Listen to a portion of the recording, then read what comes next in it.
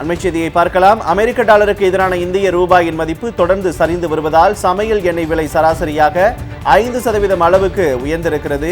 அண்மைச் செய்தியாக நாம் பார்த்துக் கொண்டிருக்கிறோம். அமெரிக்க டாலருக்கு எதிரான இந்திய ரூபாயின் மதிப்பு தொடர்ந்து சரிந்து வருவதால் சமையல் எண்ணெய் விலை சராசரியாக 5% அளவுக்கு உயர்ந்திருக்கிறது.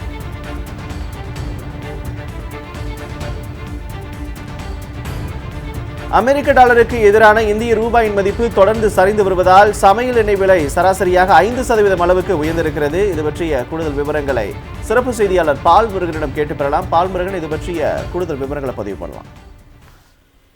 அதாவது இந்திய ரூபாயின் மதிப்பு தொடர்ந்து சரிவை சந்தித்து வருகிறது. கடந்த 2-3 நாட்களாக இது மேலும் சரிந்திருக்கிறது. தற்போது ஒரு ரூபாயினுடைய மதிப்பு என்பது ஒரு டாலருக்கு 86.79 ஆக இருக்கிறது. இது பெரும் சரிவை கண்டிருக்கிறது.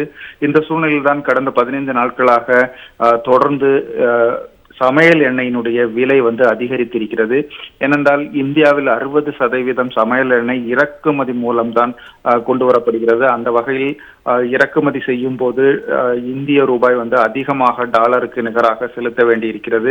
இதன் காரணமாக இந்த விலை உயர்வு ஏற்பட்டுள்ளதாக வணிகர்கள் தெரிவிக்கிறார்கள். கிட்டத்தட்ட சராசரி 5% அளவுக்கு விலை உயர்வு ஏற்பட்டிருப்பதாக கூறப்படுகிறது.